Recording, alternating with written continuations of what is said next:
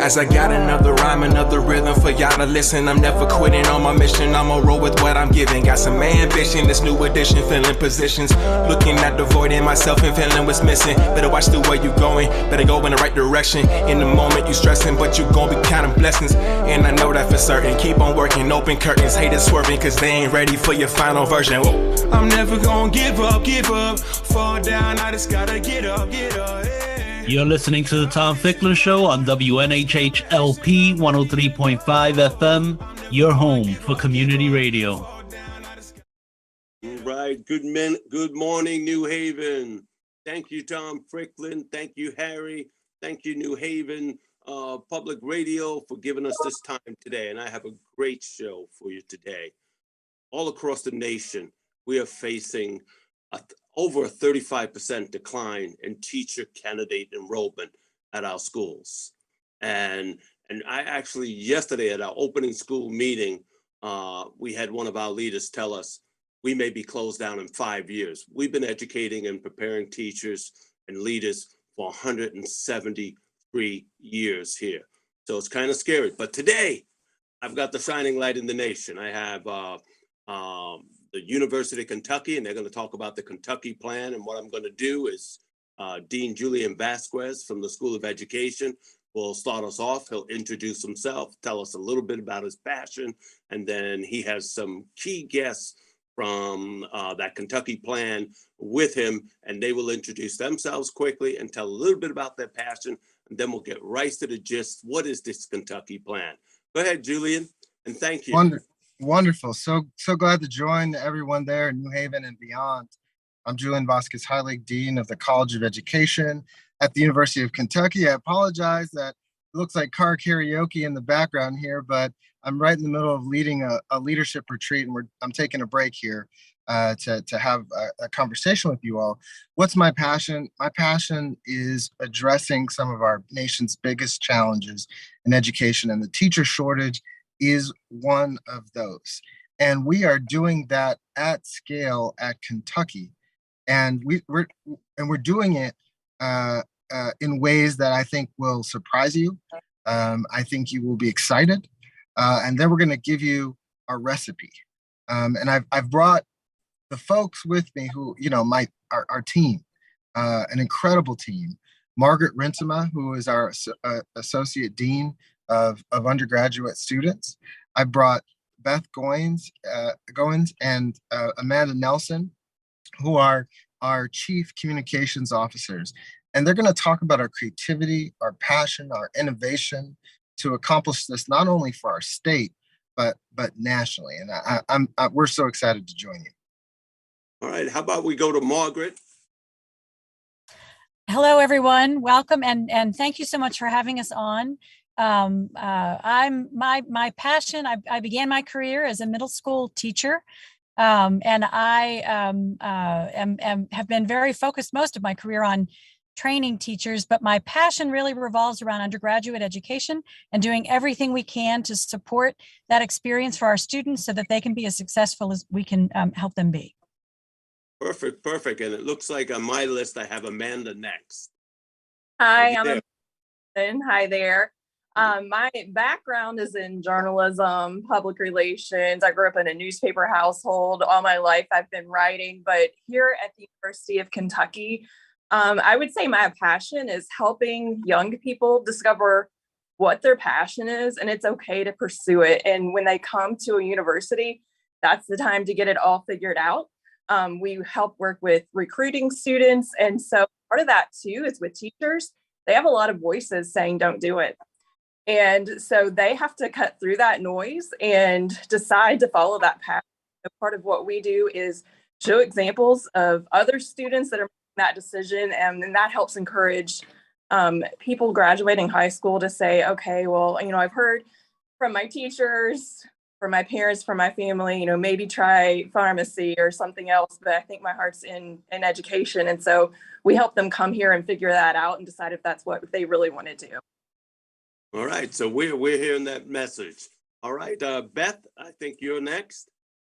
Yes, so I come from an interesting background, news and marketing and PR. I've worked in the public sector as well as private corporate. So I bring a little bit of that into my work. I know in higher education, sometimes we think about marketing. It can be a dirty word sometimes, but we really want to think about it in a different way. We are sometimes, I think, with marketing, it sounds like it's spin or we're only showing the good.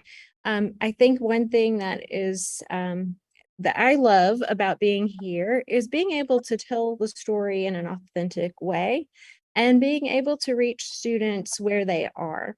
So those are two big motivators. I'm also, my mother would not be happy if I didn't mention that I am the daughter of a public school teacher, and I just have a real love and appreciation for public school, well, all education, but we really, I think what connects us is we all have a passion for supporting and uplifting the teaching profession. Right. So we've come to this point where we're in a nation that's seeing, the last data I looked at was from March, and it was talking about a 35% decline in schools of education enrollment. And that was pre-COVID. Now, last time I talked to Dean Vasquez Healy, he had mentioned that, hey, we bucked that trend. We're back up to the pre-COVID numbers and we're climbing higher. So I'd like to go right to Dean. And Yeah. Dean, you tell us a little bit about those numbers and what's the challenge? And is there something in the water in Kentucky? Yeah, right. In the water. They say there's something in the grass. That's why the horses are so fast. That's what they say. I think that they say that the bourbon's good too because of the water. But so let me say this. You often hear people say, do you want to hear the good news or the bad news first? Right. So let me start just quickly with the bad news. In the 1970s, the data show that almost 1 in every 5 graduates was an education graduate. And you've seen that decline to the point where now that only 4% of all graduates are education graduates. So quite a dramatic drop the last 3 decades. I always say that recruiting for a college of education is one of the hardest jobs there is in higher education. So that's the bad news. And the Learning Policy Institute also said that the pandemic has accentuated the teacher shortages. Now, there was an article in the Atlantic yesterday saying that there was no teacher shortage. So I wanted to take a look at his argument. And this is what his argument was. First, there's no teacher shortage because I haven't seen the data. I don't think that's a strong point. The second point was that people don't want to go to public schools. Also, not a strong point. So if you, as a member of the Educational Professional Standards Board here in Kentucky, appointed by the governor and confirmed by the Senate, the kinds of requests that are coming to us from districts are showing us there is a teacher shortage. If you ask your local superintendent, he or she is also, or they are also going to tell you that there's a teacher shortage. So I think the Atlantic is wrong. Now, let me tell you the good news now. That's some of the bad news. So here's the good news. What's the good now, stuff? We started this work in Kentucky in 2019. So the last 3 years, we have been engaged in changing the paradigm for teacher education and telling the story of teacher education. So we are up 61.7% in our college since 2019. We have increased. And so it's not just the enrollment, we've also increased the diversity. And the diversity of our incoming freshmen has increased 151%. That's for our college, okay? Our college has education, sport, and human science. So those are open now, but let's talk about teacher education. Very specifically, if you can believe it, the numbers are even better for teacher education than they are for our entire college. So our teacher preparation programs are up in 3 years, 79.8%. The increase in the students of color in our teacher preparation programs is up 258%. Jesse, that number is even better than the number I gave you 2 weeks ago, because now we have a lot of the data. Now, let me just say, my staff wants me to say this. This data is preliminary until the final drop add date in September. Now, we don't think we're going to lose hundreds of students between now and the next 2 weeks, but this data is preliminary. So an increase of almost 80% in our teacher ed in 3 years. And in terms of diversity in our teacher ed, 258%. Now, there's a question about scale, right? We train between 220, 230 teachers in each class. So we have about 230 freshmen that are going to be teachers in our introductory class. So I'll ask, since Margaret talked about the undergraduate thing, you mentioned something that I can immediately see a difference. You're talking about going after the freshman class. Now, I'm at a school of education that's been in business for 170 years, and we don't seem to go after the freshmen. We wait until when they're juniors and they apply for the professional program. So, Margaret, is your school really going after the freshmen? Absolutely. You know, it's important for our faculty and staff to get involved with our students really before they even get on campus. So we develop personal relationships with them starting in the spring of their senior year in high school and carrying over through the summer, you know, where we have just a lot of efforts at that relationship building. And then they have opportunities in the fall. You know, they're in schools, they're in our introductory freshman class with faculty right from the get-go. So it's really important to us that we are connecting with them early and often and building those relationships. Excellent, excellent.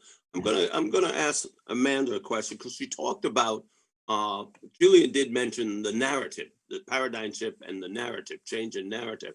And I think I remember Amanda in her opening statement when she talked about her passion, mentioning that we've got to counter this negative perception of what it means to be a teacher today. Amanda, could you tell us how are you changing the narrative to make teaching a positive thing? I'll give you just a clear example. 2 years ago, we had a barbecue at my home. My wife is a teacher. We're all teachers. And we probably had 30, 40 teachers there. And all of them in that upper age bracket where they're starting to think about retirement at the time. And the question came out, are any of you encouraging your children become teachers? And not one of them in that crowd did. So Amanda, could you tell us, how are you changing that perception? Because I looked at that crowd and I thought I should have 30 wonderful future teachers coming from those families. All right, Amanda, tell us about it. Well, you know, TikTok is the thing right now. And when I scroll through my TikTok, because it's an algorithm, it recognizes that I do a lot of Googling and whatnot about education. And I see all kinds of TikTok influencers talk about why I left education.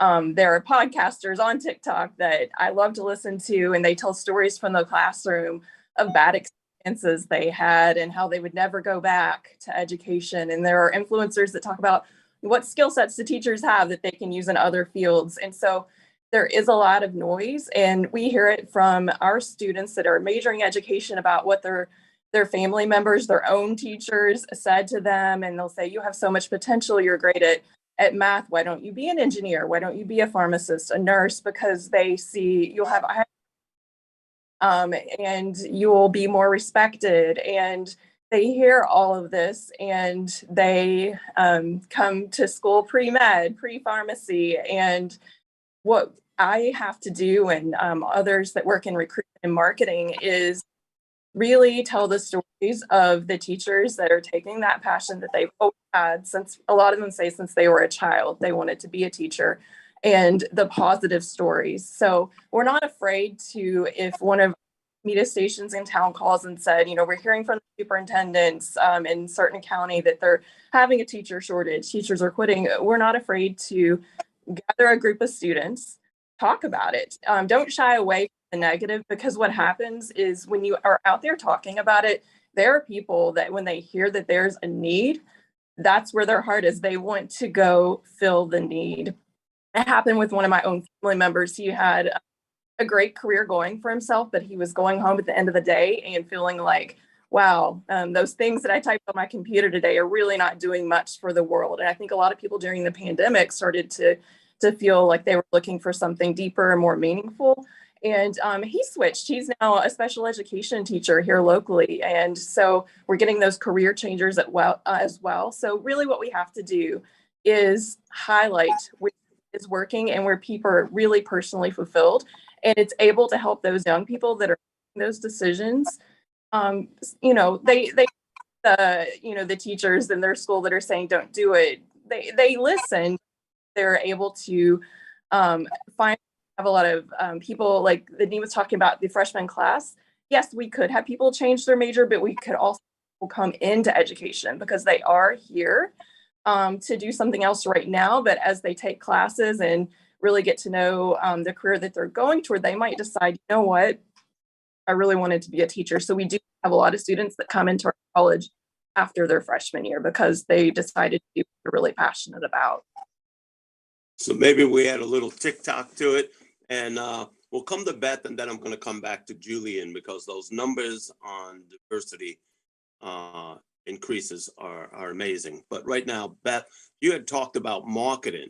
So I'm wondering about how do we change this marketing? Following up on Amanda, following up on Margaret, how do we turn around students who are coming into education? For me, I'm 67 years old now. Yeah, young, vibrant, 67, but there's no better profession. Every day I go home feeling like I've accomplished something, some small good for the world. Horace Mann said, be ashamed to die until you won some small victory for humanity. And I feel like I win a small victory for humanity every day. So Beth, how do you market that? You know, it's just the experiences, just like you said. So our students coming into our programs are having these moments where they feel like they are making a difference. They're having these powerful moments and they want to talk about it. So we are just sharing those authentic stories. We have a group of student ambassadors that we've been working with for a few years, but we really started in the last couple of years putting them kind of front and center of some of our social media channels. So thinking about where students are, for example, Instagram or TikTok, we have students who do takeovers, who are telling their stories, who are showing what a day in their life is like. And that's not something, you know, new. A lot of people do that, but we really don't filter it. So they are showing what it's like from the time they get up through their day. They're talking about those moments that really mean something to them. And sometimes it's just a photo. So students will have a meaningful experience. There's a program here, for example, UK has something called Dance Blue. So it's a student-led organization that raises money for the Children's Hospital, in particular for cancer research. And so there are a lot of students are really passionate about that. And our education majors will often take that to the students they are working with in the schools. So they'll have mini dance marathon, for example. And so we hand them the Instagram account and say, go with it. And we had students who did a live Instagram from the school and just showing the joy. And you see them, the students are hugging them and they're just so excited. They're so happy to be there. Those sorts of examples where we just really want the students to tell the why of why they are doing it and what they are getting from it. And in particular, I think the support that they get. We can market all day long. We can say all the great things, but unless students really experience it and they get the reinforcement from the faculty they encounter and the staff, it's not really going to go far. One thing that we see in this generation is they really value authenticity. I know I say that a lot, but they really do. And they are pretty savvy. They can cut pretty quickly through, the filters, and they want to be real. And so, they are going to be able to tell pretty quickly if we're really about that or if we're just talking about it. So those are some examples of what we like to do. So I'm hearing the TikTok, the Instagram, but I'm also hearing you say that you gave responsibility away. I'm not so certain at my university that we would say, here's the Instagram account, go for Right. it. We have such a fear of that, and we spend Oh, the time recreating things, creating things, Yeah. and maybe they come out non-authentic. Julian, Yeah. We really got to come to this concept that right now in public education, at least 49% of our students in our public schools are students of color. And if we do not attract students of color into the teaching profession, it's over. So could you tell us how 200 and what, 50%? I don't. Yeah, that's incredible. That's impossible. Yeah, you're doing the impossible. Tell us about it. Yeah, it's really incredible. Let me comment really quickly first on telling the story, and then I'll circle to that, which is that if you go to our Instagram or our Facebook or our Twitter, it's at UK College of Ed, at UK College of Ed. You will see these incredible stories that the students are telling about their experiences in schools, their experiences in communities, their experiences like, a day in the life. I don't know if you've ever seen like a takeover where you see what a teacher ed student's life looks like for a day.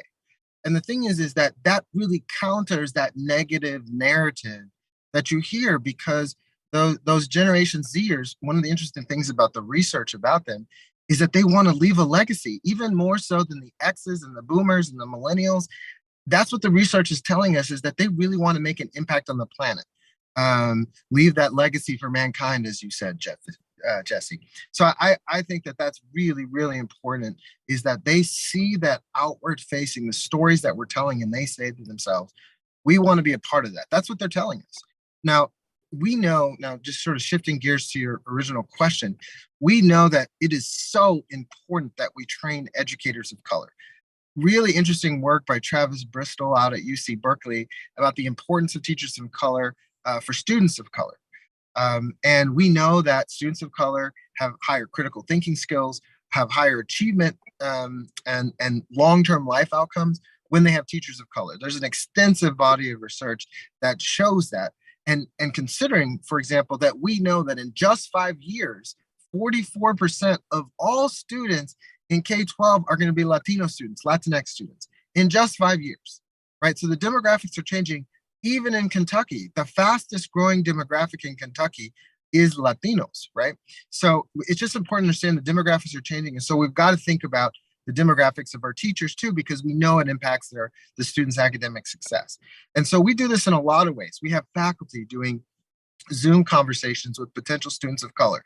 That's that authentic, personalized connection. And it takes faculty to commitment to do that beyond all the other insane amount of things that faculty are responsible for. We have reduced the internal and external barriers. We're having conversations about changes in policy. Like I said, I sit on the Education Professional Standards Board. We know that, for example, the praxis has been a real problem. And the intro practices, we were able to find ways around that during the pandemic, but we know historically the praxis has been a real challenge. So how do we assess on exit high quality teachers? Those are conversations that we are engaged in policy conversations too. So that's not only internal stuff, but our external conversations that we're having with other deans, public deans and private deans and educators. And I know Margaret, and actually there's 3 Margarets on our leadership team. All of the Margarets are engaged in and elevating the teaching profession and making the case that we need teachers of color and making that case to them. I always say to our staff, I want everyone to see themselves in how we communicate with the public. We want everyone to see themselves in our college, right? And also making the case that if they come to Kentucky, that they're going to have mentoring opportunities with faculty of color. And that's another place that we've had success. We've increased the faculty of color in our college by 20%. We are now the most diverse college in terms of faculty on campus, and we recruit all kinds of diversity here at UK. And the students notice that because they want to have mentors of color. They want to have mentors who may have a visible or disability, etc. That is really important to us, and that only happens if we want it to happen. Mary Beth Gassman recently said at Rutgers that, quite frankly, the reason why we don't have diversity of all kinds in higher education is because faculty and universities don't actually want it. That's why it does not happen. And we want that to happen here at Kentucky, and that's why it's happening. So what we're really talking about here today is the Kentucky Plan is an ecology of hope and action. Oh, we love it. Hope in action. We love that concept. Now we want to connect. You're not only doing stuff connected in the local schools in the community, but you also have a civil rights connection with the NAACP, which I agree with you with this new generation. They are mission driven. They will change their jobs instantly if they feel that they can improve the world. It's not, I have an easier time selling them saying, well, you know, teaching is hard work, doesn't pay really well, but heck, it could change someone's life. That lights up their eyes. So they are different. Well, tell us a little bit about the connection to the NAACP in the University of Kentucky in the School of Ed. Yeah, so this is one of the exciting projects that I had an opportunity to talk about the last time we were on, but it's coming to fruition. So we have the first national partnership with the NAACP, the Civil Rights and Education Initiative, and that attracts students. We have many students working, and there will be more this year. And quite frankly, I need to make an announcement right now that Adrienne Dixon, we recruited her from the University of Illinois to be the new CEO and executive director. She's an AERA fellow, which is one of the most prestigious honors in the field of education. She's a top 200 scholar with EdWeek. Incredible. I would say she's one of the top 5 African-American female scholars and one of the top scholars in the nation. She's the new executive director of the center. The former director, Greg Vincent, actually left us to become the president of an HBCU, Talladega College. So that's an announcement I want to make for your listeners. Adrienne Dixon is here on campus at Kentucky leading the initiative. So yes, students and faculty both are attracted to come to our campus because of this ecology of hope and action. Now there's some other stuff, Jesse, that I want to tell you about regarding HBCUs, but I can't tell you yet. I can't tell you. You know, deans have secrets that they can't tell until the university. Well, we know that HBUs have no problem attracting students of color into teaching.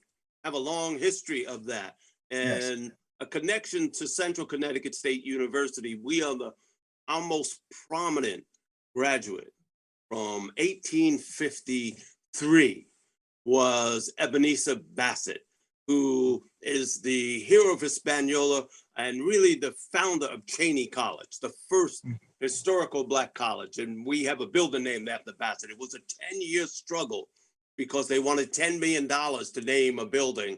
And we said, no, we don't pay. This is the most famous person. And it was a battle because we had ministers in the community behind us, and we showed up at every higher board of ed meeting. We changed that. But yes, we got this concept over there, HBUs. We can learn. We can learn.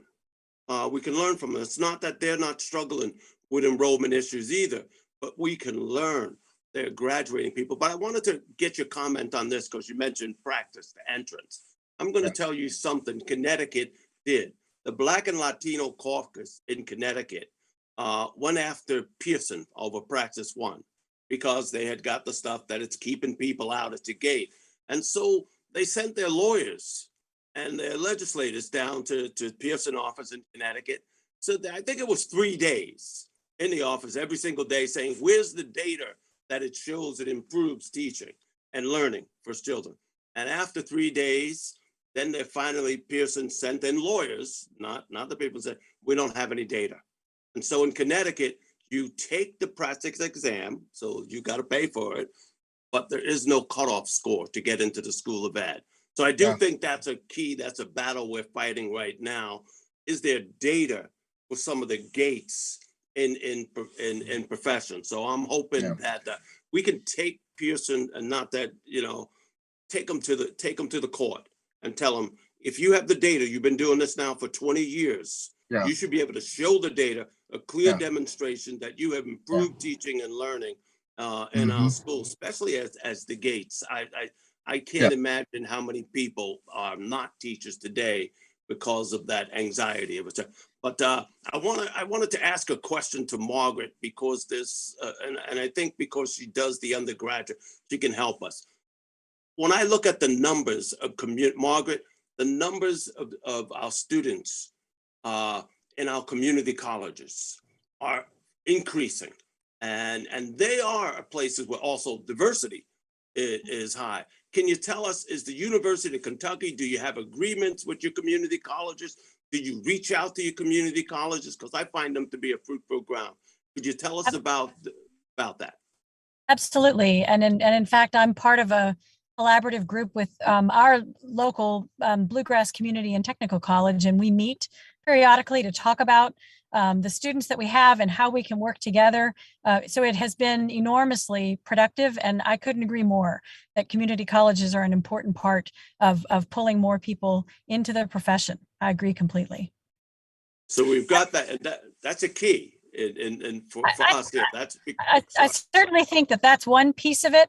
I think one of the things that our students so need is to have that person, right? Their person on campus that they can connect to and that is their advocate and works with them. And we just really have a strong focus on that and a dynamic team that works to make sure that our kids get those connections. So I just think that connection and that relationship is critical.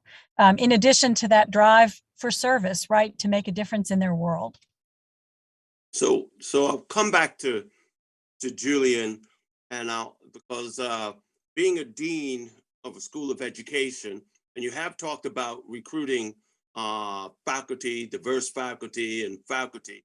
I'm of the belief that we have a new kind of faculty that's needed in our schools of education. Not one that just comes to teach classes, not one that just does their committee work, but one that inspires and lifts and what Margaret said, mentoring people. Julian, so what kind of faculty should we have? Are they a new breed of faculty, or are they the same old faculty that you and I had?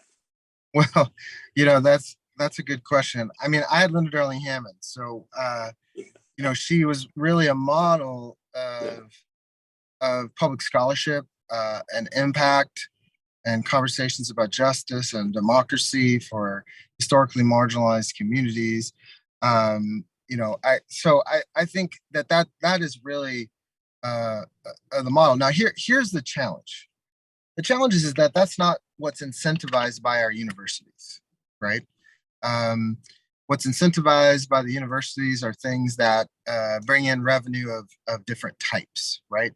I think there are some universities like Kentucky that are moving in the direction of thinking about how is it that the social good, whether it be with climate, education, energy, across the portfolio, how is it that we can incentivize that kind of public knowledge creation on behalf of literally the planet, right? So I think that has to be integrated in the way that faculty are incentivized. I think it has to be incentivized in the way that we assess faculty, because the bottom line is that when you go out for tenure, it's research, service, and teaching.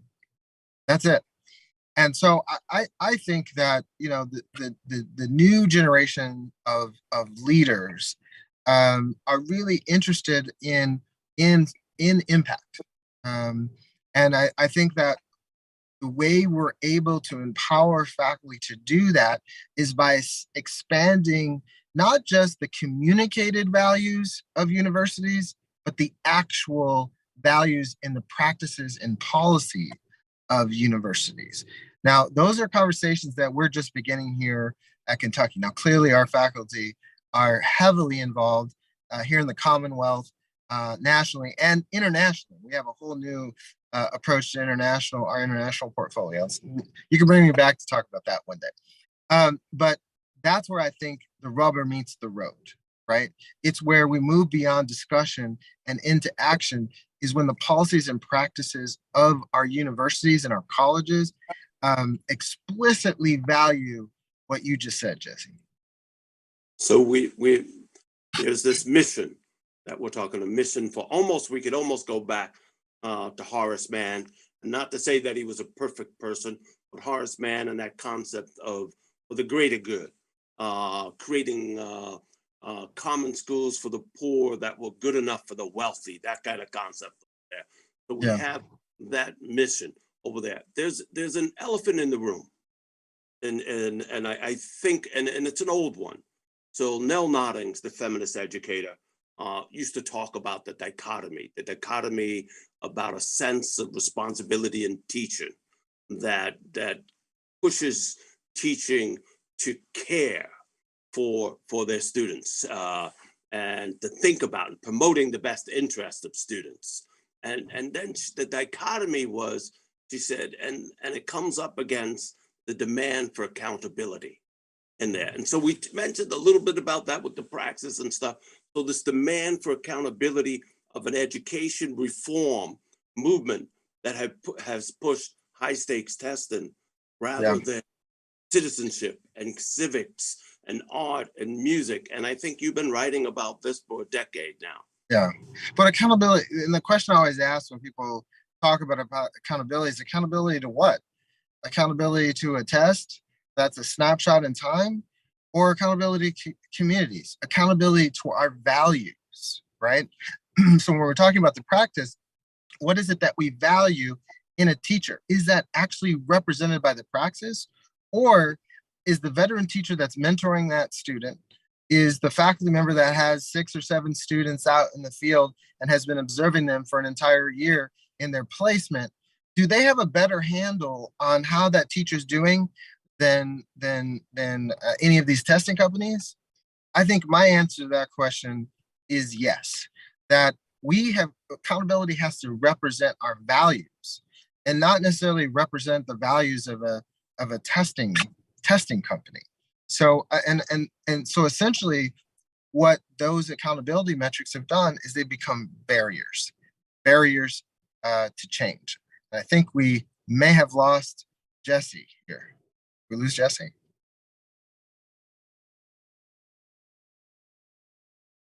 Maybe he was unimpressed by that thought.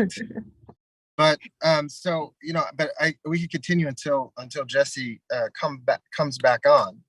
But I do think that what we really have focused on is what is unique and special about Generation Z and how it is that we can do work to attract them to our profession.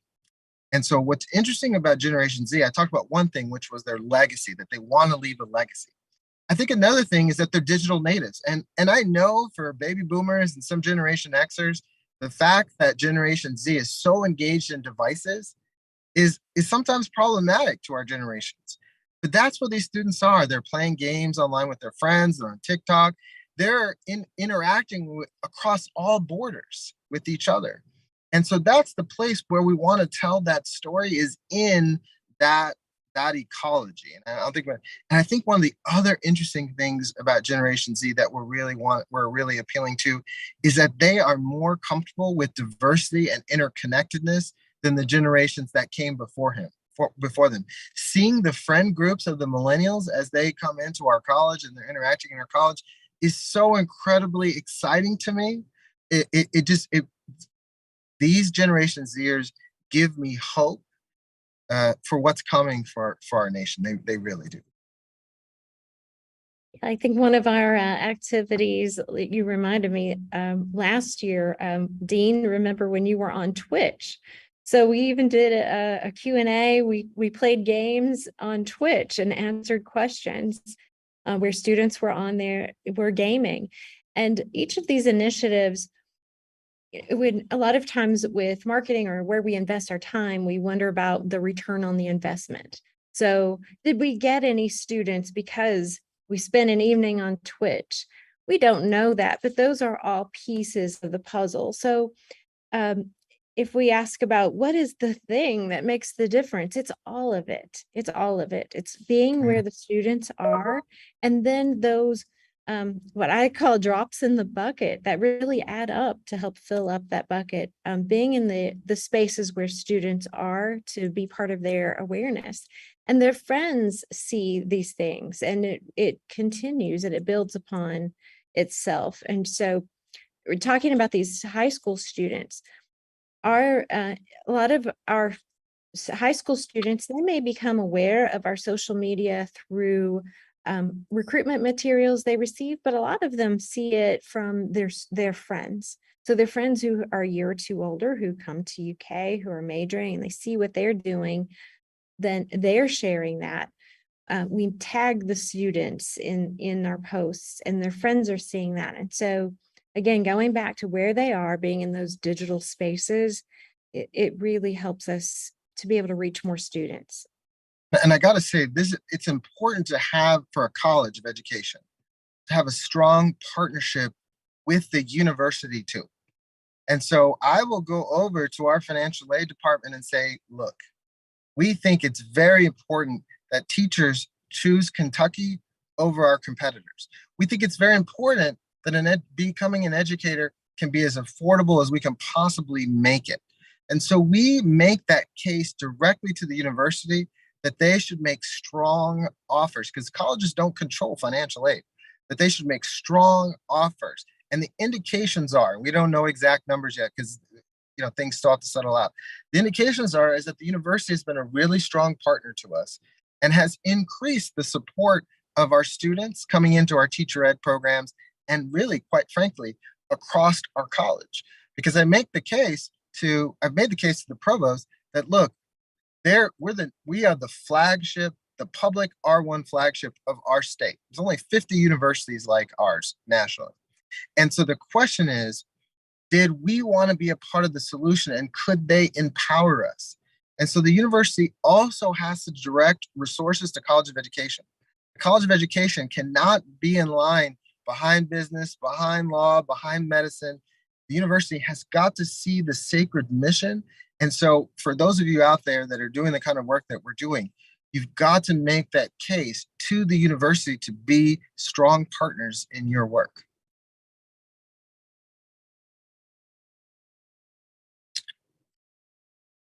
I think, Jesse, we lost your sound, brother. I can keep talking, though. I'm a dean. Deans are good at talking. Oh, we still lost his sound. Keep going, keep going, keep rolling. So, and the thing is that, we wanted to come on this show because, one, we wanted to give the public an opportunity to understand how we can do this work, because the broader pressure in the public policy arena is how can we train teachers as quickly as we possibly can and put them in front of your kids. And that is a really big challenge. You see in places like Texas, 70% of all new teachers come through alternatively certified programs. What does that mean? They vary in quite a bit in quality. But what is the worst possible situation in Texas? You see a billboard on the side of the road on the highway that says, become a teacher next week.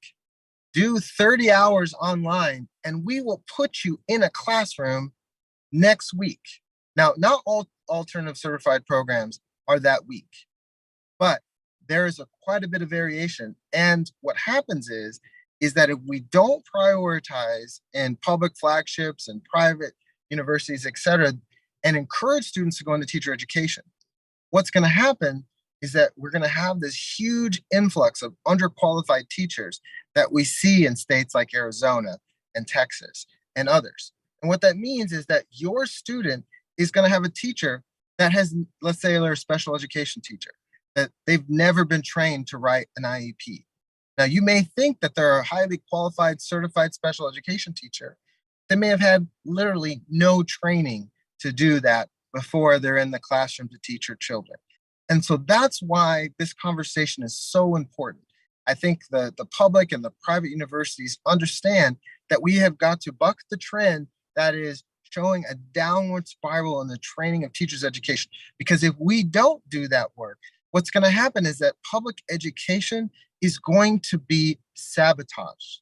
It's going to be sabotaged because we're going to have teachers that are underqualified teaching, not only in historically marginalized communities and hard to staff schools, but in suburban schools and wealthy schools, because we know right now primarily underqualified teachers teach in historically marginalized communities.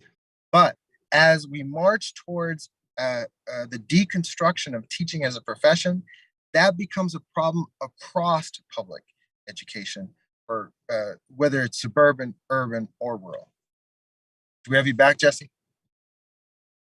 He sent a question in the chat since his microphone is out.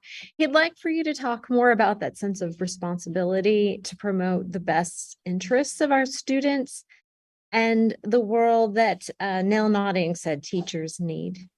Yeah, let me give that one to Margaret. Margaret, you want to answer that one? Former teacher. I started out as a middle school science and language arts teacher and transitioned to working with preparing teachers. It is a clear passion of mine, and mentoring them into the profession. And I think that sense of responsibility is huge, right? I think that it drives the reason that our young people are drawn to be teachers. They want to give back. They want to mentor and help and pay it forward, if you will, to kids who are experiencing what they did coming through school.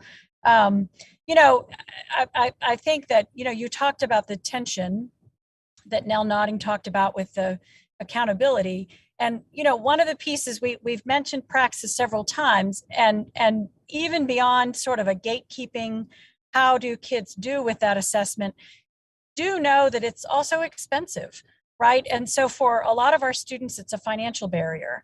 And I think that we need to be thinking, as I'm considering folks who are listening to this, what are the ways that we can lower financial barriers for students becoming teachers, right? And the praxis isn't cheap. So that also is a definite impact for our students. So I wanted to add that to the mix. Yeah, and let me add one more thing to the mix. There was a really interesting approach to this in our legislature in the last session that didn't make it through yet, which is loan forgiveness for teachers. Because the bottom line is that folks come in and they sort of see the financial challenges of becoming a teacher, and the fact that there could be a heavy financial burden compared to, say, going to the business school, right? Now, of course, teachers often become teachers because of their internal motivation to make an impact. But we also have to make sure that the pecuniary or the financial parts of this work are also reasonable for these educators. And so if your state, Connecticut, my state, Kentucky, was able to find ways to do loan forgiveness. Now, we saw out of Washington, $10,000 to $20,000 in loan forgiveness for certain types of financial aid come out. But I think one of the game changers that policymakers could do right now to have an immediate impact nationally, statewide, would be to think about how we can do loan forgiveness for educators.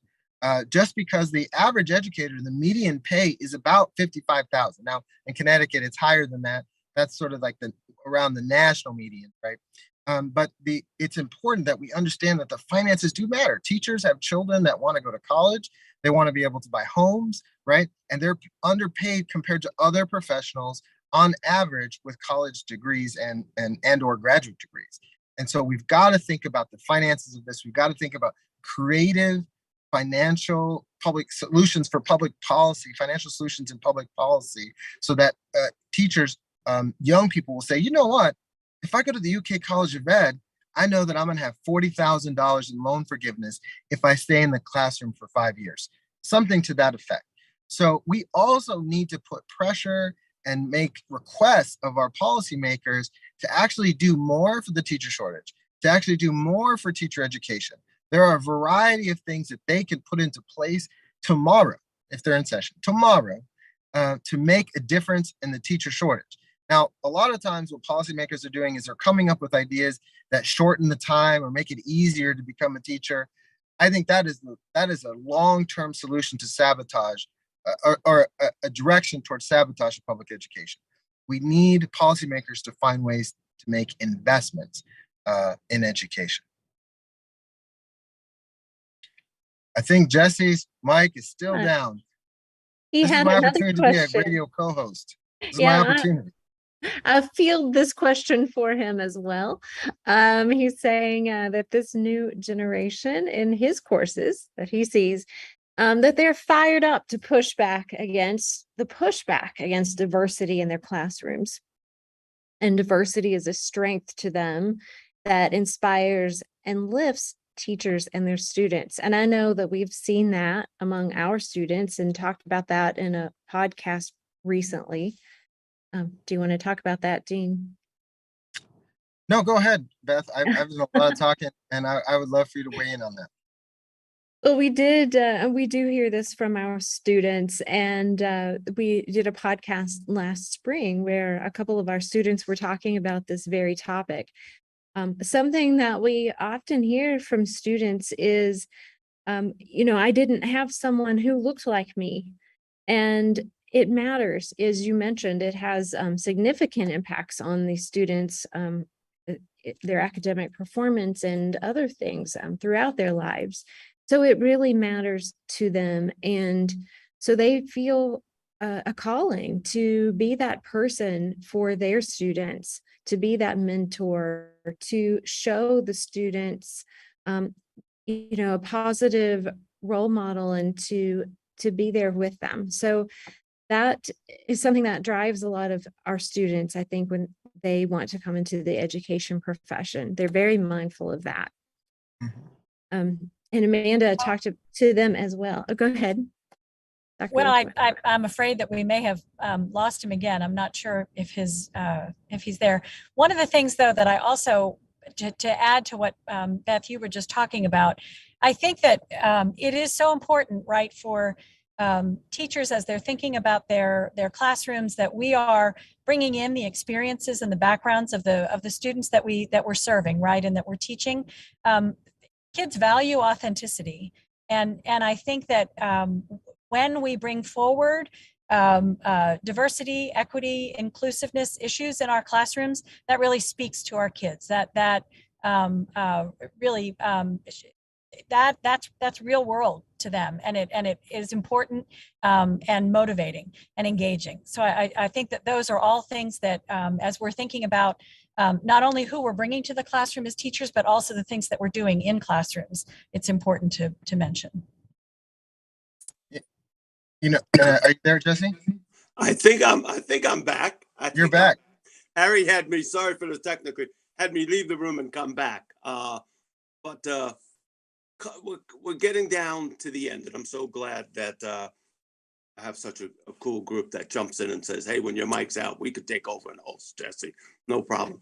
But I think the nation needs to hear 3 or 4 things in that Kentucky plan that others can learn from. And it can come from all of you or one of you, but let's think about maybe if each of you to share at least one thing that we could do. I'm in Central Connecticut State University. We've been in this business for 173 years. We're the 6th oldest school of education in the nation, the 1st in Connecticut, and I'm crying out for help. So help us. Well, I think that's the first one, really, is that we need help. We can't do this by ourselves. We do this as a team. We do this as a community. Our university supports us. We need the legislature to continue to support us and think creatively. We need to work with civil rights organizations. And I gave a keynote to the Rotary yesterday, making a pitch to support our new adopted teacher philanthropy program. So we need help. We're standing this up. We're standing up the Kentucky plan, but it takes a village. To do this work, we have to be engaged with it, and we have to hold ourselves accountable. We cannot do this work by shortcutting the profession of education. We cannot find what is the quickest way to get a teacher into the classroom. We have got to think about how do we make investments to solve the teacher shortage and ensure that every single student has a high quality teacher. And maybe the one piece that I want to leave us with today is that I've been often pointed out and given awards for being an exceptional teacher. And I look back to the one teacher that inspired me, and that was Mrs. Stanfield, an African-American teacher who left North Carolina to come up north to Jersey City, New Jersey, to teach a bunch of ghetto kids. And we were all colors to her, and she inspired us with Marcus Garvey, with Langston Hughes, with Jose Marti, every poet, everything you can do. She was an honors English class, and she demanded more from us. So I think what I'm trying to say is, let's end with that idea. How does my school attract new diverse students? Because I'm going to tell you, Julian, I can count in our school on one hand, maybe two hands, how many teachers of color we have in our program. And this is probably, without helping us on this, we're doomed. So could you give us some help in how to do that? Yeah, no, absolutely. I think it's all the things that we talked about today, but it's being authentic and personal with those students of color. If you could put your finger on one thing, that is the work that we're focused on, authentic and personal. And that's how we're attracting students of color to our campus. There are all the other things that we talked about, the faculty, the Civil Rights Center, the leadership of our college, all of those things matter. But I think everybody is asking us for that one thing. We keep getting that question, being authentic and personal. And these students are savvy. They see that we're committed and that we're innovative. Okay, I think Harry sent me the message to say we're 30 seconds over the hour. So I want to say thank you. Hope to have you back again to talk about more stuff. I'm sure we will. And keep up the good work. Harry, if you need to, you can take us to the end with the music. And thank you, Margaret. Thank you, Amanda. Thank you, Beth. It was a pleasure and an honor talking to you all. Go Cats. Go Cats, Kentucky. All right. Hey, go Blue Devils. See you. All right. You can close us down, Harry.